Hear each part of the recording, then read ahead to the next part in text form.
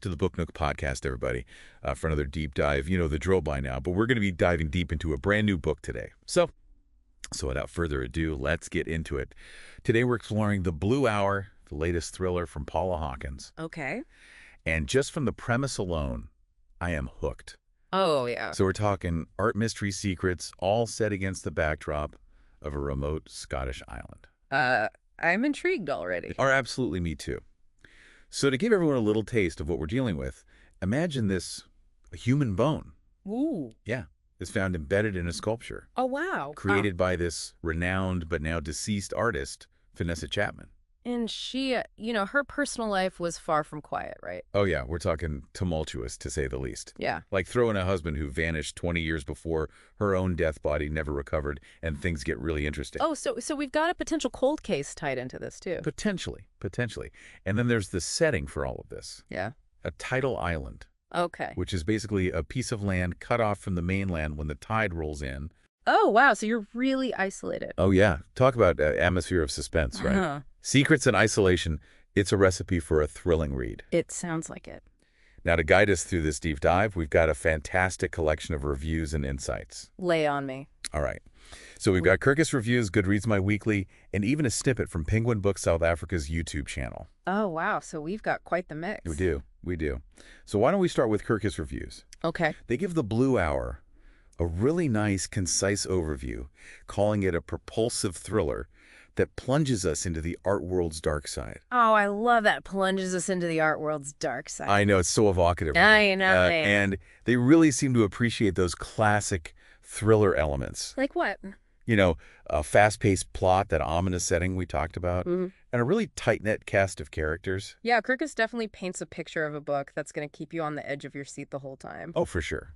Now, Goodreads things get a little more, shall we say, diverse. Oh, really? Yeah, the overall rating is a 3.25 stars, which means... So some people loved it, some people didn't. Exactly. It seems The Blue Hour might be a bit polarizing.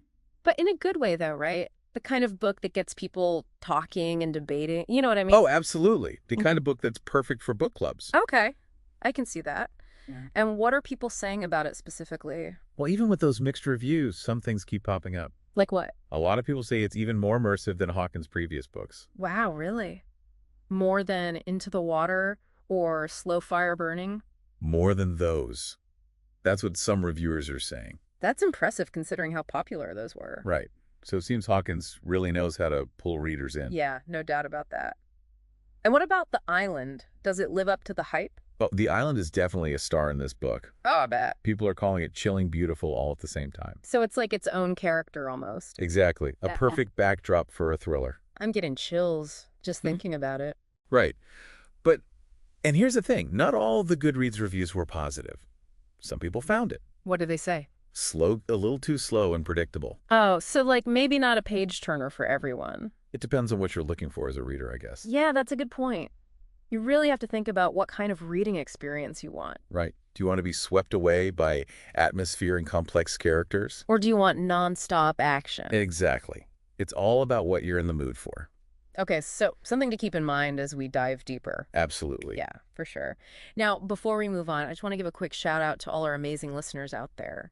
If you're digging this deep dive into The Blue Hour, don't forget to hit that subscribe button and leave us a review. It really helps other bookworms find the Book Nook podcast. We appreciate all the support. So moving on, my weekly fad, their review is just glowing. Really? Yeah, they call The Blue Hour phenomenal. Wow. They talk about this tangible tension and the sparse beauty of Hawkins' writing.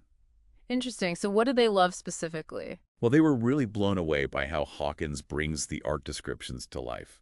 Like, you can practically see the brushstrokes, feel the textures. I love when authors can do that. It's like you're right there in the gallery. Exactly. It just makes the whole experience so immersive. For sure, for sure.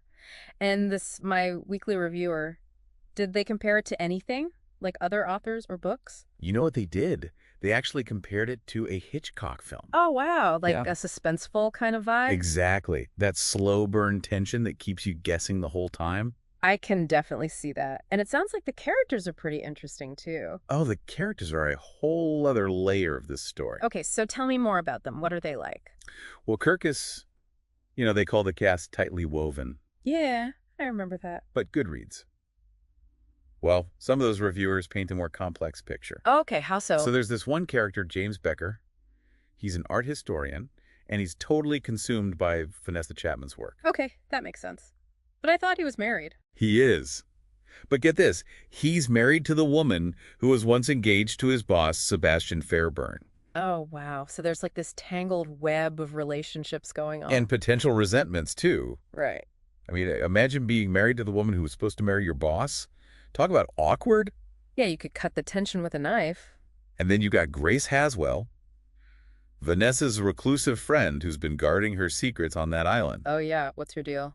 Well, some people found her super intriguing, while others thought she was frustratingly secretive. Ah, so a classic love her or hate her type of character. Pretty much. She definitely elicits some strong reactions. I bet. And what about Vanessa's diaries? I heard those play a big role in the mystery. Oh, they do. But you know how diaries can be? It's just one person's perspective. Yeah, not always the full truth. Right, exactly. Yeah. So are we getting the whole story or just Vanessa's version of it? Oh, that's a good point. I didn't even think about that. It's like the unreliable narrator thing. For sure. Oh, It makes you question everything you think you know about the characters and their motivations. absolutely. Yeah. And speaking of questioning, what about Vanetta's missing husband? Does the bone lead to any answers in that cold case? You know, it's like this ghost hanging over the whole story, adding another layer of intrigue and unease. Right.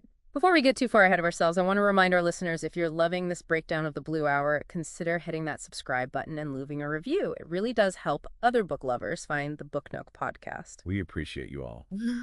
So back to these characters. Vanessa Chapman herself, she's the subject of a lot of debate. Yeah, what's the consensus? People call her captivating, but also deeply flawed. Oh, that's interesting. How so? Well, her life and art were intertwined with secrets and darkness. I can see that. But what I appreciate is that Hawkins doesn't shy away from showing those flaws. You know, she had those tumultuous relationships, a reckless personality. Yeah, she was kind of a force of nature, leaving a trail of chaos wherever she went. I mean, it makes her a more compelling character, right? She's not just a victim. She made choices that shaped her life. For sure. It adds to the complexity of the story. Totally. And that complexity seems to carry over to her art, too, right? Oh, definitely. Yeah. People rave about the beauty and power of her work. Right.